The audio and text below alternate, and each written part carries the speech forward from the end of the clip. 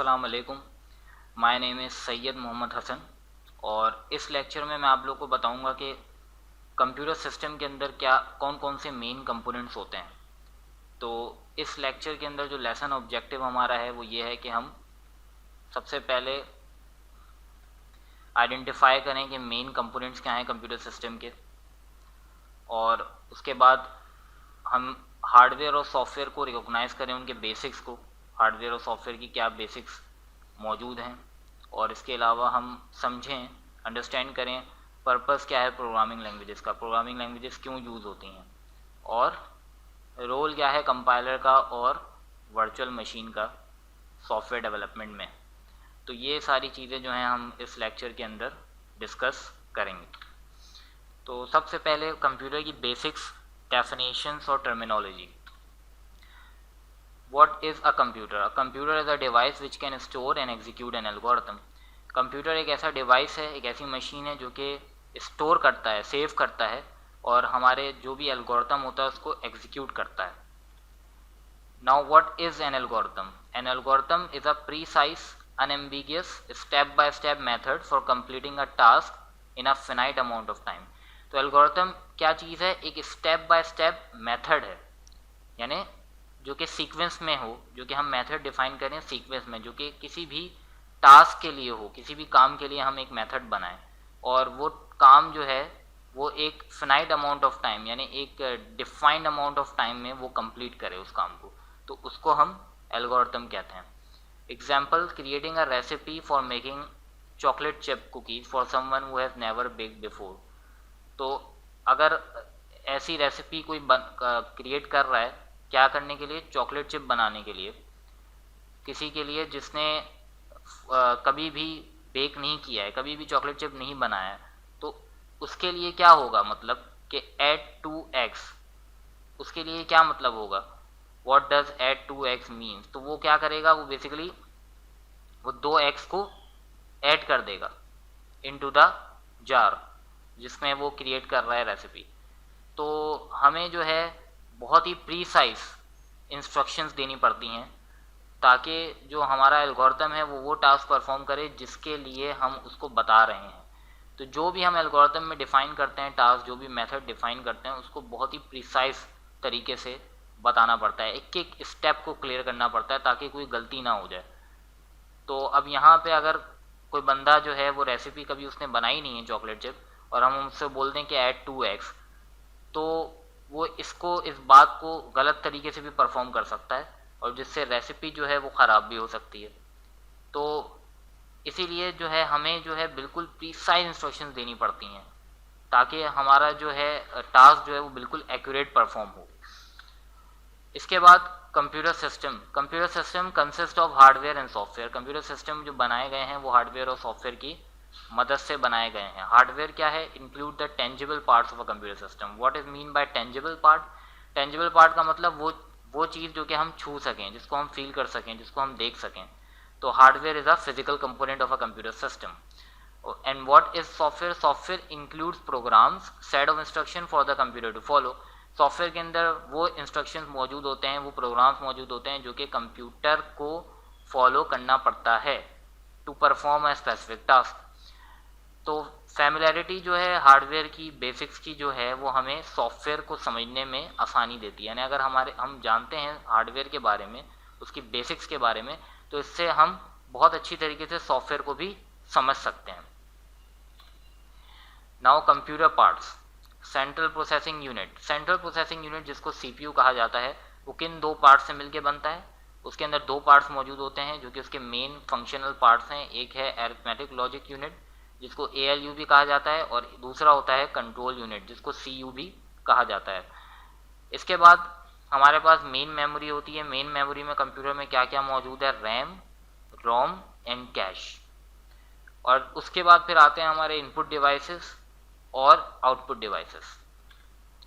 Now what is main memory? Main memory क्या है और क्यों यूज होती है? Main memory is a working memory which use to store the current program, the data the program is using and the result of intermediate calculations।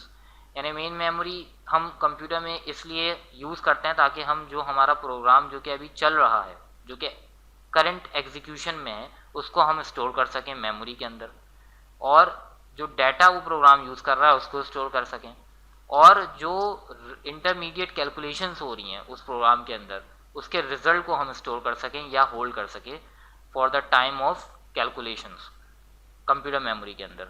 तो इसलिए computer memory हम इस्तेमाल करते हैं। और यूजुअली जो मेजर्ड होती है कंप्यूटर मेमोरी वो किस में होती है, मेगाबाइट्स में या फिर गीगाबाइट्स में। For example 4 gigabytes of RAM. RAM is a short for random access memory. तो रैम एक एब्रीविएशन है जिसका पूरा फुल फॉर्म है रैंडम एक्सेस मेमोरी, और बाइट क्या है, is a quantity of memory. So what is bits, bytes and addresses? What are bits, bytes and addresses? A bit is a binary digit. Bit क्या कहलाता है, एक binary digit कहलाता है जिसमें वैल्यू होती है या तो 1 या तो 0, यानी एक बिट के अंदर सिर्फ एक ही नंबर आ सकता है, या तो 1 आएगा या तो फिर वो 0 को होल्ड करेगा। Okay, and what is byte? A byte consist of 8 bits, यानी बाइट के अंदर जो है 8 बिट्स मौजूद होते हैं, 8 नंबर्स मौजूद होते हैं 1 और 0 के, तो वो क्या बनाते हैं, एक बाइट बनाते हैं। इसके बाद each byte in main memory resides at a numbered location called its address. हर बाइट जो होती है मेन मेमोरी के अंदर वो कहाँ पे मौजूद होती है, एक नंबर्ड लोकेशन पे मौजूद होती है जिसको हम एड्रेस का नाम देते हैं। यानी हर बाइट जो है वो मुख्तलिफ एड्रेस पे मौजूद होती है मेन मेमोरी के अंदर, उसका मुख्तलिफ एड्रेस या मुख्तलिफ लोकेशन होती है, और वो लोकेशन किस फॉर्म में होती है, नंबर की फॉर्म में होती है। यानी मुख्तलिफ नंबर्स होते हैं जो कि एड्रेसेस होते हैं मुख्तलिफ बाइट्स के मेन मेमोरी के अंदर। Storing data. Data of all kinds, numbers, letters, strings of characters, audio, video, even programs are encoded and stored using ones and zeros. तो किसी भी किस्म का डाटा हो, चाहे वो नंबर हो, लेटर हो, स्ट्रिंग्स, करेक्टर्स के स्ट्रिंग्स हों, या ऑडियो हो या वीडियो हो या कोई प्रोग्राम हो, वो इनकोड होता है और स्टोर होता है वंस और ज़ीरोज़ के पैटर्न्स में। यानी बहुत से वंस और ज़ीरोज़ के पैटर्न होती हैं बाइनरी डिजिट्स के, और उसमें वो स्टोर होता है कंप्यूटर के अंदर। When more than a single byte is needed, several adjacent bytes are used. जब एक सिंगल बाइट से ज़्यादा ज़रूरत होती है तो फिर बहुत से adjacent bytes जो होते हैं वो एक साथ यूज़ होते हैं। इसकी एग्जांपल है कि 4 bytes are typically used to represent whole numbers, यानी हम 4 bytes को यूज़ करते हैं ज़्यादातर रिप्रेजेंट करने के लिए whole number, जिसको क्या कहा जाता है प्रोग्रामिंग के अंदर, whole numbers को integers कहा जाता है। The address of the first byte is the address of the unit of bytes. जो एड्रेस पहली बाइट का होता है वो एड्रेस कहलाता है यूनिट ऑफ बाइट्स का, तो वो होता है एड्रेस यूनिट ऑफ बाइट्स का। Programming basics, definitions and terminology. तो व्हाट्स अ प्रोग्राम? प्रोग्राम क्या है? A computer program is a set of instructions for a computer to follow. Computer program क्या होता है? इंस्ट्रक्शंस का सेट होता है, सीक्वेंस ऑफ इंस्ट्रक्शंस होती हैं जो कि कंप्यूटर को फॉलो करनी पड़ती हैं। Computer software is a collection of programs used by a computer. और कंप्यूटर सॉफ्टवेयर क्या है? कलेक्शन ऑफ प्रोग्राम्स है, यानी बहुत सारे कलेक्शंस या सेट ऑफ प्रोग्राम्स होते हैं जो कि कंप्यूटर इस्तेमाल करता है। For example operating system is a example of computer software. Editors and word processor are examples of computer software. Email and texting apps and games and so on. And what's a programming language? A programming language is a set of rules which allow us, the programmers, to describe an algorithm in a way which a computer can understand. तो programming language क्या है? Set of rules होती है जो कि हमें allow करती है, प्रोग्रामर्स को अलाउ करती है कि वो डिस्क्राइब करें, बताएं एल्गोरिथम, इस तरीके से बताएं कि कंप्यूटर जो है उसको समझ सके, यानी कंप्यूटर जो है उस एल्गोरिथम को एग्जीक्यूट कर सके। वो जो हमने इंस्ट्रक्शंस बताए थे उसको हम इस तरीके से सीक्वेंस ऑफ स्टेप्स में बताएं, सीक्वेंस ऑफ इंस्ट्रक्शंस में बताएं कि वो एल्गोरिथम जो है वो कंप्यूटर समझ सके।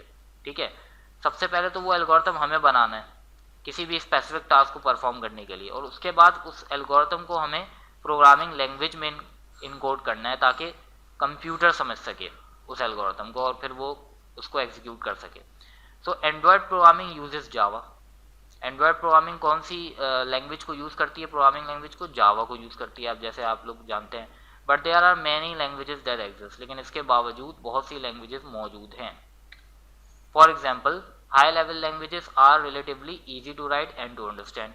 हाई लेवल लैंग्वेजेस जो होती हैं वो ज़्यादातर आसान होती हैं समझने में और लिखने में, और ये सारी इसके आपके सामने एग्जांपल्स हैं हाई लेवल लैंग्वेजेस की।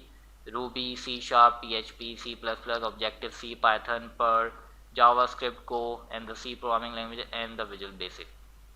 So these are all the high level languages.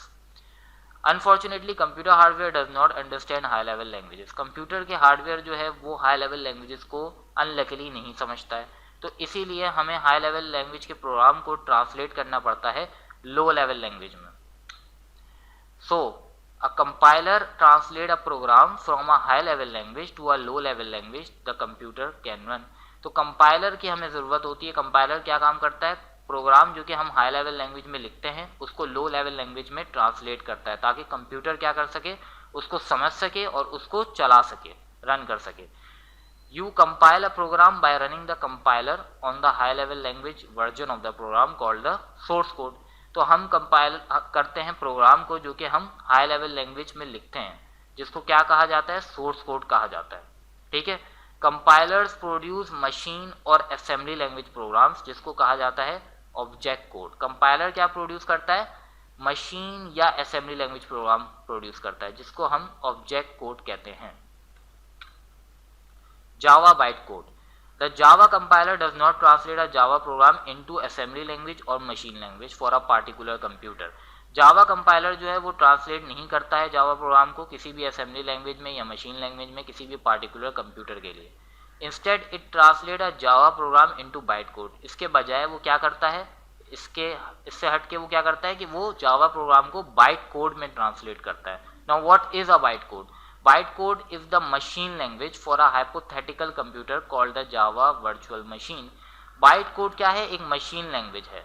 Machine language है किसके लिए, हाइपोथेटिकल कंप्यूटर, जिसको हम क्या कहते हैं, जिसको हमने नाम दिया उस हाइपोथेटिकल कंप्यूटर को जावा वर्चुअल मशीन का। A bytecode program is easy to translate into machine language for any particular computer। तो इससे फायदा क्या होता है, बाइट कोड प्रोग्राम जो है वो बहुत आसान होता है ट्रांसलेट करना मशीन लैंग्वेज में किसी भी पार्टिकुलर कंप्यूटर के लिए।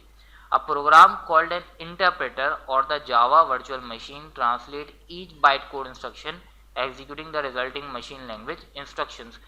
प्रोग्राम जिसको हम कहते हैं इंटरप्रेटर या फिर जावा वर्चुअल मशीन, वो ट्रांसलेट करता है हर बाइट कोड के इंस्ट्रक्शन को, जिससे वो एग्जीक्यूट करता है रिजल्टिंग मशीन लैंग्वेज के इंस्ट्रक्शंस को। जब वो ट्रांसलेट कर देता है बाइट कोड को, तो फिर उसके बाद वो एग्जीक्यूट करता है जो भी उससे resulting machine language instructions create होती हैं, उसको फिर वो एग्जीक्यूट करता है वो इंटरप्रेटर, या उसको हम जावा वर्चुअल मशीन भी कहते हैं। So guys, that's about it for this lecture. If you like this lecture, then please subscribe to my channel and show your support, and thank you all very much for watching.